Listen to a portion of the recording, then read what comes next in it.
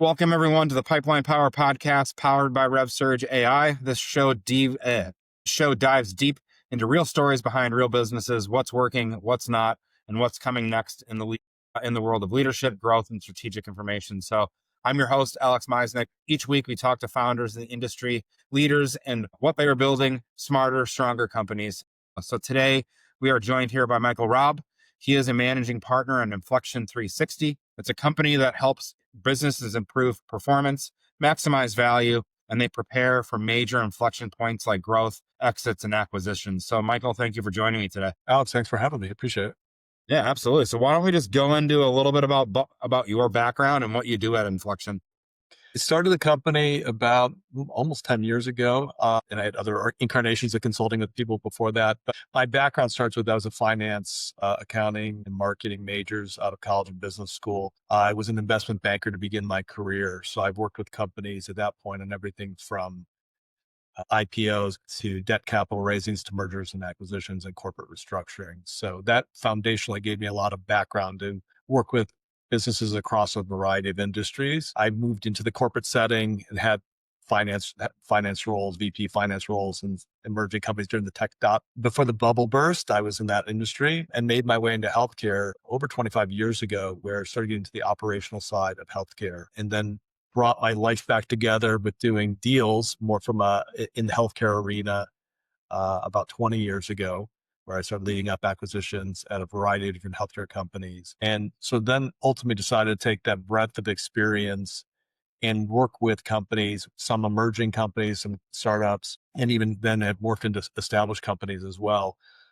Really looking at areas where functionally me and our team could provide foundational support to fill gaps in either the C-suite of a company, provide strategic guidance, really trying to understand what makes a business tick and where there was gaps where I could provide value or our team provide value. Fine. What major shifts are you seeing right now in strategic consulting and business transformation that's kind of helping you with the company? Yeah, I think that there's, if anyone ever spent 5 minutes on LinkedIn, they get a hit up by a zillion, I can help grow your business 6 times, or I could be your coach of the day. So I do think that there is this overabundance of people out there, I guess myself included in that regards, that are trying to provide value added coaching or consulting to businesses. I've never tried to fit into this. Here's my standard playbook. Yeah, here's my 10-page manual of how you can be successful. I took a very different path, and that where I see that there's so many people getting hit up. It almost feels like there's little value being provided by so many groups out there. My goal is always to spend time with a client or a potential client, understand their business, really talk through their pain points, and identify where there's opportunities where I can add the right value. And if I can't add the right value, then I'm the first one to say that I think there would be other places that would be other people I could put you in contact with or other directions to go. So it's instead of trying to be one size fits all, which I think I see way too much of out there right now, it's really still trying to go back to understanding what are the dynamics and the people on the teams in these businesses that really will help direct what kind of advisory role, consulting role, or really fractional operational role they need. So, I mean, as you know, like in the world of marketing, like right now, like you said, it's much easier and more efficient for you to really niche down and then also separate yourself and be, against the grain. And how are you? What's been the most effective way for you to really kind of get that on the market, that you're not this one size fits all, coach or strategic consulting person? How are you really getting that message across that you are a strategic consultant that's going to come in, Yeah. listen to all the problems, and give them a prescription that's going to help them versus, just this like throwing out a lead magnet out there that, is just getting people Right. can wander.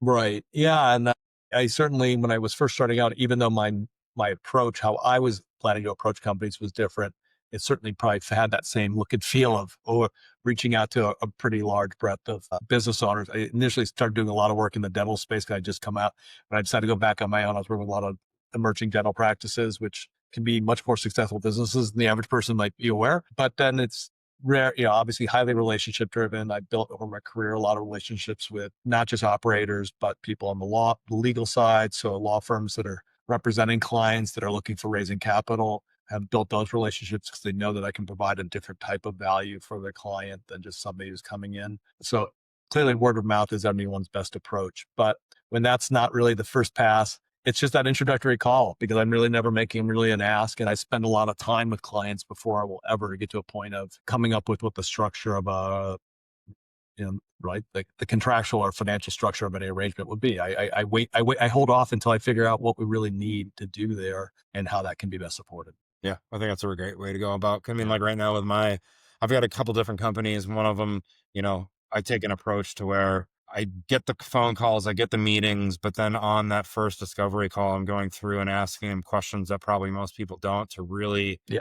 you know, really figure out what I can do to help them. Sometimes I can't do anything to help them, and I'm the most, upfront about that and let them know. But if I can find, a solution to their issue or their problem, then I take the time. I take 4 or 5 days and put together a really detailed growth plan that they can actually take after that and even use to help them grow their business and grow their lead flow. So at least I'm, providing value each way. And it sounds like you're doing that Right. exactly thing. Yeah.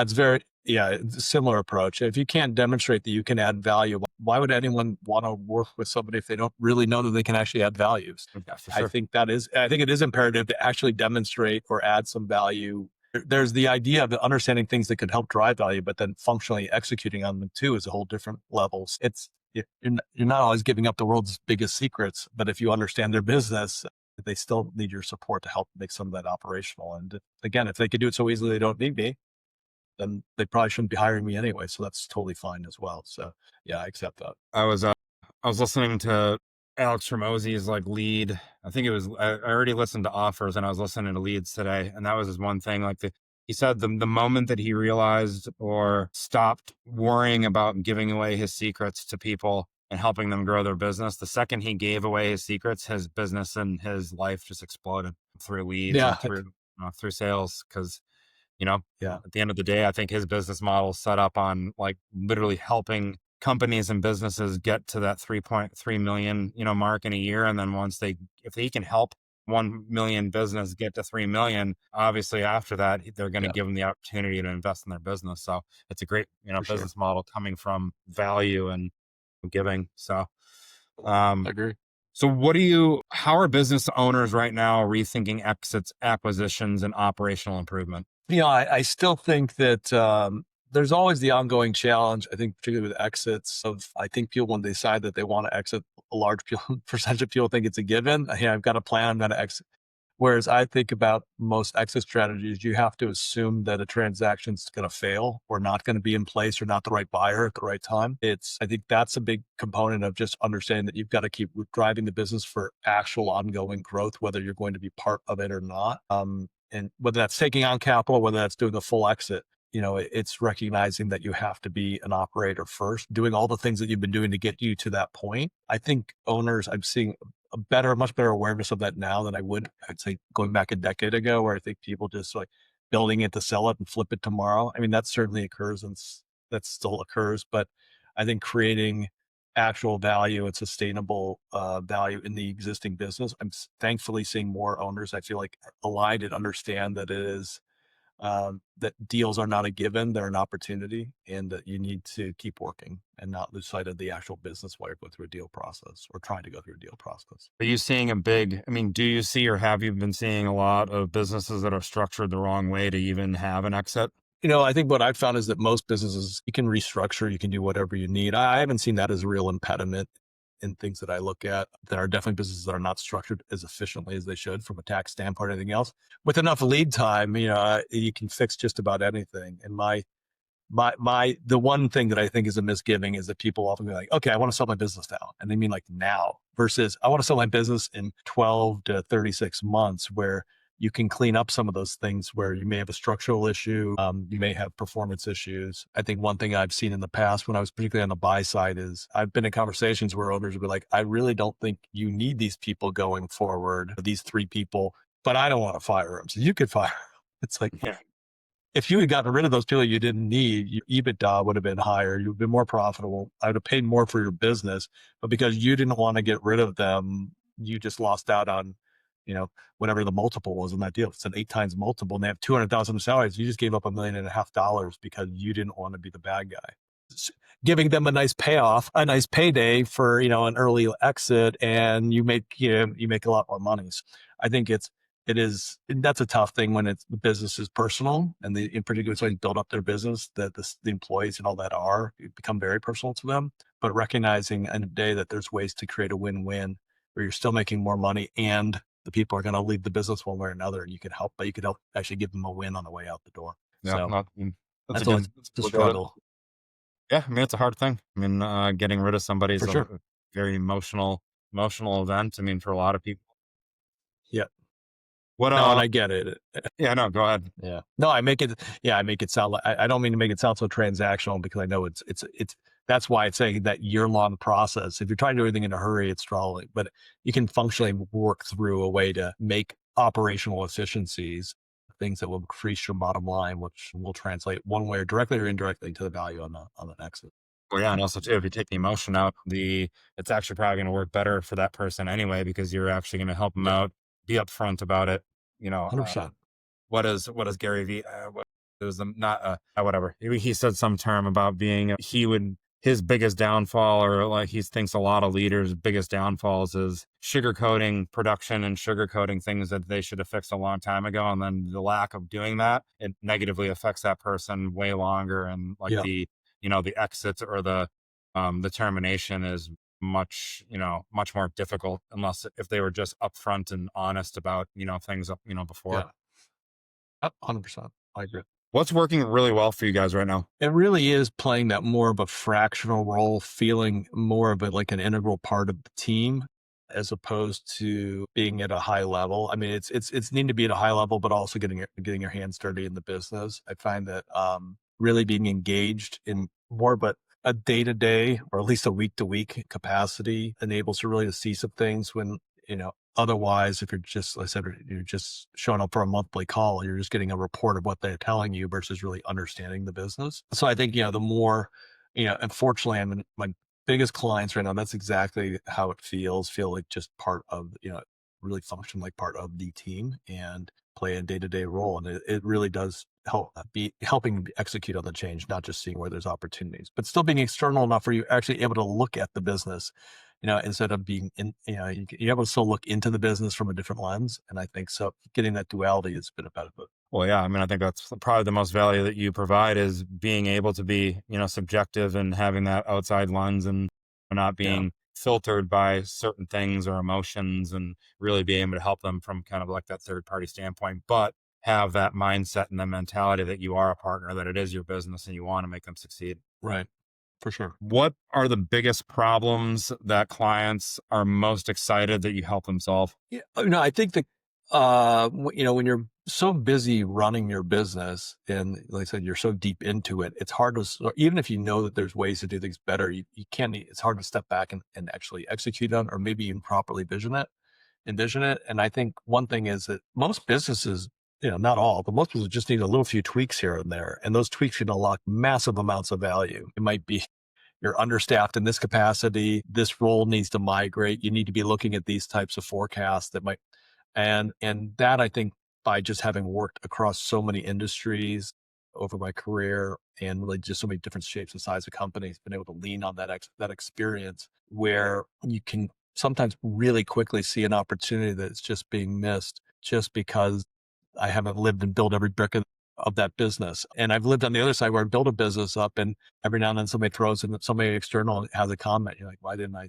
how could I miss that myself over this time, where there's just some easy wins that can just transform the profitability of the business, unlock revenue channels. And I think it continues to be where, that learning how to help people work on the business and not just in the business, and trying to really help them grow in what they're doing to be even better leaders. That's definitely a component of what I look to do as well. Okay. I mean, I know it might be hard to answer this question specifically, just because you are so focused on, certain businesses and their issues, but is there kind of a overarching correlation between like bottlenecks in the businesses that you're helping right now? I think so. I think the most common thing I see it's people build your business, but people become bottlenecks as well. And I think that is sometimes it's the leadership resistant to change, sometimes it's employees that are resistant to change and helping them understand.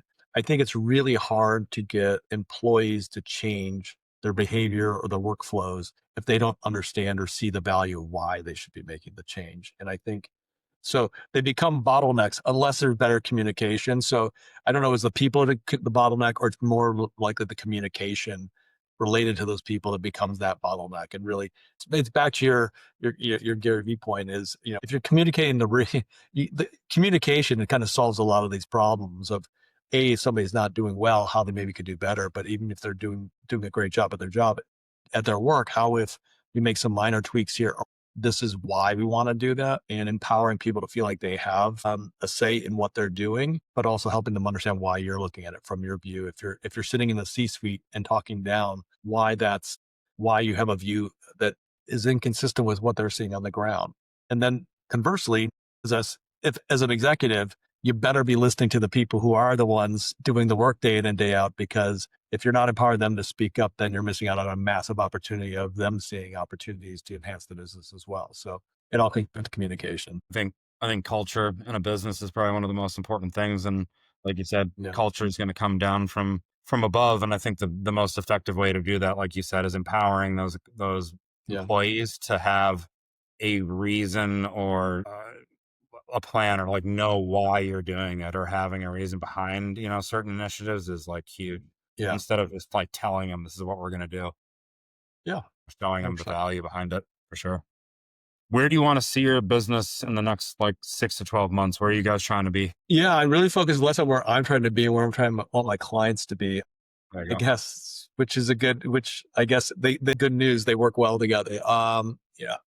I think my primary clients I spend time with now have had some nice growth. I think collectively we'll cross the 100 million mark in revenue next year with my primary clients. So I think that's a big hurdle. They're all profitable. One of them had to work its way to profitability. One of my primary clients, I mean, there's three where I had put my primary energy in the last 12 months specifically. So it's nice to see them all in various different shapes and sizes really start coming into their own. But to see that kind of revenue from one that's literally a startup that's now grown into Huge. a nice a Shark Tank deal. There was a Shark Tank business, a business was already on Shark Tank, to others that were well established in the healthcare space. So it's kind of fun to see different businesses, but watch them be hitting those kind of revenue milestones, but increasing profitability along the way and setting them up for long-term success. I mean, that really, there's no just hard metric for me in terms of looking at it that way, but it's really fun to see, and really to see the businesses take advantage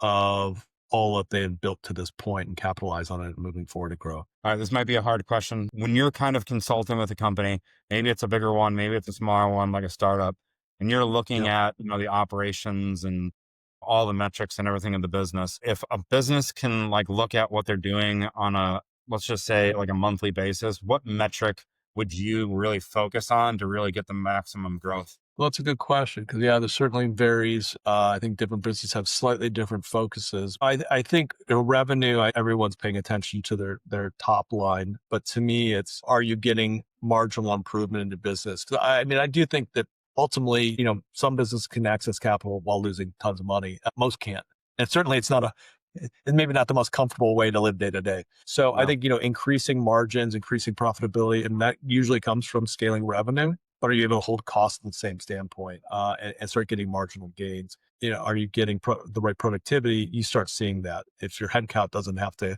increase at the same rate as your revenue, you're doing good things. But there's just operational expenses and efficiencies, and how you can just, if you start getting tenths of a percent in marginal gains in across all your typical corporate expenses and your operating expenses, you're growing, you're going in the right direction. And so I really look at margins and seeing uptick in performance over time to drive better value. I love it.